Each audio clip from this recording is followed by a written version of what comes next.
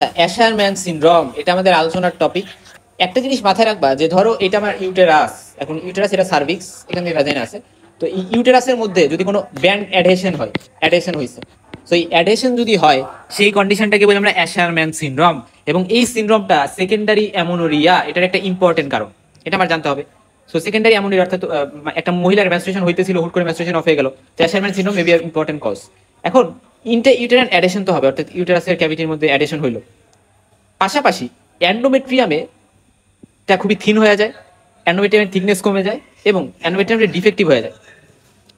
মনে রাখবা পোস্টপার্টাম পিরিয়ডে যদি কিউরেটেজ করা হয়, অনেক বেশি ফ্রিকোয়েন্ট কিউরেটেজ করা হচ্ছে, তাহলে এই কিউরেটেজের কারণে মোস্ট কমনলি অ্যাশারম্যান সিনড্রোম হয়।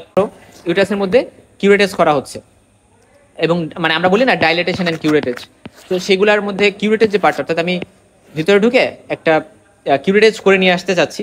সো এই কিউরেটেজের টাইমে দেখা যেতে পারে এই এন্ডোমেট্রিয়ামের যে লেয়ারগুলো আছে সেগুলো আস্তে আস্তে কিন্তু থিন হয়ে যায় ওগুলোর এফেক্টের কারণে। আমরা জানি স্ট্রাটাম বেজালিস, স্ট্রাটাম ফাংশনালিস এগুলো থাকে, স্ট্রাটাম বেজালিস তো থাকে, ফাংশনালিসটা শেড করে যায়, বাট বেজালিসটাও দেখা যায় এখানে ডিস্ট্রাক্ট হয়ে যায়। এবং এর ফলে যেটা হয় যে পোস্টপার্টাম, মনে রাখবা যে হাইয়েস্ট রিস্ক বা মোস্ট কমন কজ হচ্ছে এক্সেসিভ কিউরেটেজ, এবং সেটা পোস্টপার্টাম পিরিয়ডে যদি কিউরেটেজ করা হয় তাহলে সেক্ষেত্রে হাই রিস্ক থাকে। আর ডাইলেটেশন অ্যান্ড কিউরেটেজ এটাও একটা কারণ। এবং সিস্টোসোমিয়াসিস মানে কি? সিস্টোসোমা এটা হচ্ছে এক ধরনের প্যারাসাইট কি বললাম, প্যারাসাইট, ঠিক আছে। তো এই প্যারাসাইটটার কারণে হচ্ছে মেইনলি এই ইনফেকশনের কারণে এরকম হইতে পারে। তারপরে রিটেন টিস্যু, অর্থাৎ ধরো ইউটেরাসের কোনো রিটেন টিস্যু রয়ে গেছে, সো এই রিটেন টিস্যু থেকে যাওয়ার কারণে হয়তো বা ওটাকে বের করে আনার জন্য কিউরেটেজ করা হচ্ছে, পোস্টপার্টাম পিরিয়ডে হোক বা এমনিতে। সো সেই টাইমে ওই কিউরেটেজের টাইমে মেইনলি এই দেখা যায় যে আমরা নর্মালি জানি ইউটেরাসের অ্যান্টেরিয়র পোস্টেরিয়র এগুলো খুব ক্লোজলি থাকে, বাট যখন আমি এরকম মানে তখন দেখা যায় ওয়ালগুলোর মাঝে কি হয়, অর্থাৎ ইউটেরাসের ওয়ালগুলোর মাঝে, অর্থাৎ অ্যান্টেরিয়র পোস্টেরিয়র মাঝে এরকম বিভিন্ন সাইনিকি ফর্মেশন হয়ে যেতে পারে, ঠিক আছে, কিউরেটেজের এফেক্টের কারণে। এটা জাস্ট মনে রাখো। তারপরে জেনিটাল টিউবারকুলোসিসের কারণেও কিন্তু, টিউবারকুলার অ্যানোমেট্রাইটিসের কারণেও কিন্তু অ্যাশারম্যান সিনড্রোম হইতে পারে, আর যেটা টিউবারকুলার লাইক অ্যাশারম্যান আমরা বলি।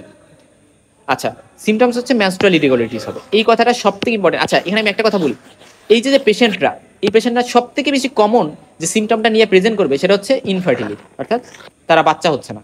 সো এটা গেল। বাট আমি যদি গ্রুপ অফ সিমটমস বলি, সব থেকে বেশি গ্রুপ অফ সিমটমস তাহলে মেনস্ট্রুয়াল ইরেগুলারিটিস, অর্থাৎ তার সেকেন্ডারি অ্যামোনোরিয়া থাকবে, হাইপোম্যানোরিয়া থাকবে, অর্থাৎ মেনস্ট্রুয়াল ব্লাড যেটা বেরোয় খুবই কম বেরোয়, এবং সেকেন্ডারি অ্যামোনোরিয়া এগুলো থাকতেছে। বাট দেখা যায় মোস্ট কমন একটা সিঙ্গেল সিমটমের কথা বললে সেটা ইনফার্টিলিটি, ঠিক আছে। তা বাদে তার সেকেন্ডারি ডিসমেনোরিয়া থাকতে পারে।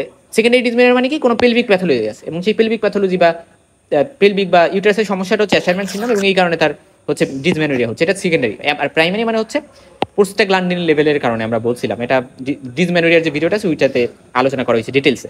তারপরে কারো যদি রিকারেন্ট অ্যাবরশনস থাকে হয় তাহলে সেক্ষেত্রে এরকম ব্যান্ডেডেশন বা অ্যাশারম্যান সিনড্রোম হইতে পারে। এখন ইনভেস্টিগেশনের মধ্যে ফার্স্ট ইনভেস্টিগেশন হচ্ছে ট্রান্সভেজাইনাল সোনোগ্রাফি, ঠিক আছে, বা হরমোনাল বিনো টেস্ট। এটাতে আমরা যে ঘটনাটা আমরা দেখি, আমরা ইরেগুলার ফিলিং ডিফেক্ট বলি, আমরা ইরেগুলার আউটলাইন্স থাকে। এটা কিসের ক্ষেত্রে থাকবে? মানে মাল্টিপল ফিলিং ডিফেক্টস, এবং সেগুলো ইরেগুলার থাকবে। দেখো এখানে ছবিতে ভালো করে বোঝা যাচ্ছে না, বাট এখানে ফর এক্সাম্পল ধরো এটা ইউটেরাস, এই যে দেখো এখানে ভালো করে দেখানো হয়েছে। সো এইটা হচ্ছে ইউটেরাস, এবং এই ইউটেরাসের মাঝে দেখো জায়গায় জায়গায় এরকম সাদা সাদা দেখতেছো না?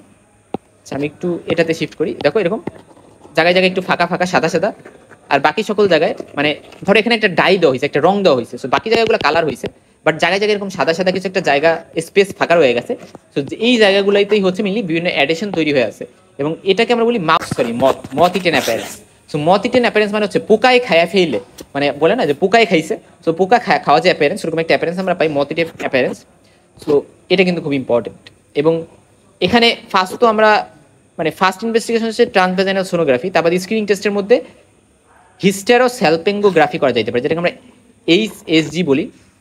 সো এটা করে আমরা হচ্ছে কি করতে পারি, আমরা এই মথ ইটেন অ্যাপিয়ারেন্স তো পাইতে পারি, পাশাপাশি হিস্টোস্কোপি করতে পারি। হিস্টোস্কোপি করে আমরা ইউটেরাইন ক্যাভিটিতে ভালো করে দেখতে পারি, এবং হিস্টোস্কোপিও কিন্তু ডায়াগনস্টিক হতে পারে, থেরাপিউটিক হতে পারে। দেখা গেলো হিস্টোস্কোপি করে আমরা ওখানে ব্যান্ডেডেশনগুলো রিমুভ করতে চাচ্ছি। আচ্ছা, তবে এখানে একটা কথা আমি বলে আসি যে আমরা যদি হিস্টেরোসালপিঙ্গোগ্রাফি করি এবং সেটা ফাইব্রয়েড বা পলিপ হয়ে থাকে, তাহলে সেই ক্ষেত্রে আমরা কিন্তু ফিলিং ডিফেক্ট পাইতে পারি, এবং সেটা যদি স্মুথ আউটলাইনের হয় তাহলে আমরা সেটা পলিপ বা ফাইব্রয়েড ইউটেরাস হইতে পারে, লিওমায়ামা ইউটেরাস হইতে পারে। বাট যদি ইরেগুলার পাই আউটলাইন, মথ ইটেন অ্যাপিয়ারেন্স পাই, তাহলে সেটা অ্যাশারম্যান সিনড্রোম।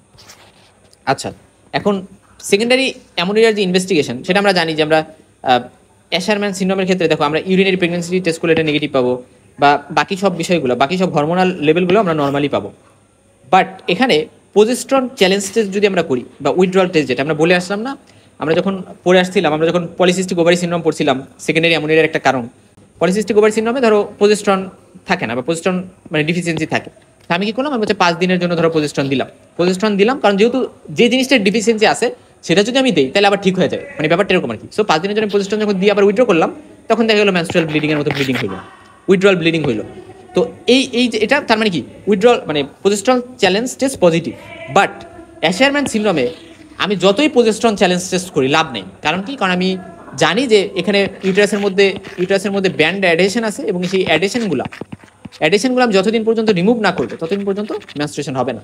আমি তারপরে যদি আমি প্রজেস্ট্রন চ্যালেঞ্জ টেস্ট করি তাহলে পজিটিভ হবে। সব ফার্স্টে আমার অ্যাডহেশনগুলো রিমুভ করতে হবে, অর্থাৎ অ্যাডেসিও লাইসিস করতে হবে, অ্যাডহেশনগুলো মানে লাইসিস করে দিতে হবে, ভেঙে দিতে হবে। সো এটা ইম্পর্টেন্ট, এই জন্য এটা নেগেটিভ হবে। সো এইভাবে কিন্তু আমি ডিফারেন্সিয়েট করতে পারি সেকেন্ডারি অ্যামোনিয়ার অন্যগুলোর সাথে আমি অ্যাশারম্যান সিনড্রোমকে। এবং আমি যদি একসাথে প্রজেস্ট্রন মানে কম্বাইন্ড প্রজেস্ট্রন ইস্ট্রোজেন চ্যালেঞ্জ টেস্টও করি, সেটা এখানে নেগেটিভ হবে। আচ্ছা, শুধুমাত্র অ্যাশারম্যান সিনড্রোমে এটা নেগেটিভ হয়। বাকি ম্যানেজমেন্টে আমরা হিস্ট্রোস্কোপিক অ্যাডহিওলাইসিস করতে পারি, ঠিক আছে, এটা একটা ইম্পর্টেন্ট কথা। অর্থাৎ হিস্ট্রোস্কোপির মাধ্যমে আমরা ইউটেরাইন ক্যাভিটিতে ঢুকলাম এবং অ্যাডহেশনগুলোকে ভেঙে দিলাম। ইউটারাসের অ্যান্টেরিয়র ওয়াল বা পোস্টেরিয়র ওয়াল বলো, বা ওয়ালগুলো কি থাকে, পরস্পরের সাথে খুবই ক্লোজ প্রক্সিমিটিতে থাকে। তো আমরা এবং এই ক্লোজ প্রক্সিমিটিতে থাকার কারণে এদের মধ্যে অ্যাডহেশন হওয়ার চান্স বেড়ে যায়। সো এই জন্য আমরা এদের মধ্যে ফলিস ক্যাথেটার দিতে পারি। ফলিস ক্যাথেটার নামটা মনে রাখো, এবং এই ক্যাথেটারকে আমরা কি করতে পারি, একটু ডাইলেট করে দিলাম যাতে রিঅ্যাডেশন না হইতে পারে। আচ্ছা, তা বাদে ইস্ট্রোজেন প্রজেস্ট্রন এটা যদি 3 মাস ধরে আমরা দেই, তাহলে এটা অ্যান্ডোমেট্রিয়াম যদি এখানে অনেক থিন হয়ে যায়, থিন অ্যান্ডোমেট্রিয়াম হয়, এটাকে কিন্তু আমাদের অ্যান্ডোমেট্রিয়ামটা ঠিক করতে হেল্প করবে। সো এটা 3 মাস ধরে দিয়ে আমরা এটা করতে পারি। সেইভাবে আমরা ট্রিটমেন্ট বা ম্যানেজমেন্টটা কিন্তু করতে পারি। তো অ্যাশারম্যান সিনড্রোম একটু যদি সাম আপ করি, যেটা মিসড অ্যাবর্শন যাদের আছে, এবং recurrent abortion, postpartum curettage, repeated D and C যারা করে, ডিসফাংশনাল ইউটারিন ব্লিডিং এর ক্ষেত্রে, সো তাদের ক্ষেত্রে কিন্তু এটা হওয়ার চান্স বেশি। ক্লিনিক্যাল ফিচার্সের মধ্যে হাইপোমেনোরিয়া, অলিগোমেনোরিয়া, অ্যামোনোরিয়া এবং ইনফার্টিলিটি তো থাকবে। আর ইনভেস্টিগেশনের মধ্যে প্রজেস্ট্রন চ্যালেঞ্জ টেস্ট করলে এটা নেগেটিভ আসবে।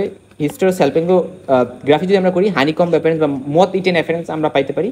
স্লাইন ইনফিউশন সোনোগ্রাফি বা ট্রান্সভাজেনাল সোনোগ্রাফি আমরা যদি করি, তাহলে আমরা অ্যান্ডোমেট্রিয়াল ক্যাভিটিতে মানে ইরেগুলারিটিস দেখতে পারবো হিস্টোস্কোপি করে। এটা গোল্ড স্ট্যান্ডার্ড, এটাতে আমরা অ্যাডিশনগুলো ডাইরেক্টলি ভিজুয়ালাইজ করতে পারবো। আর ট্রিটমেন্ট হচ্ছে অ্যাডেসিও লাইসিস করবো হিস্টোস্কোপির মাধ্যমে। হরমোনাল থেরাপির মধ্যে হচ্ছে কম্বাইন্ড রোলার কন্ট্রাসেপটিভ পিল দিতে পারি 3 মাস ধরে। আর শিহান সিনড্রোম একটা সিনড্রোম আছে, এটা যখন আমরা সেকেন্ডারি অ্যামোনিয়া পড়বো তখন লাস্টের দিকে জানবো। এটা হচ্ছে পোস্টপার্টাম হাইপোপিটুইটারিজম, পিটুইটারি গ্ল্যান্ডের নেক্রোসিস হয়ে যায়।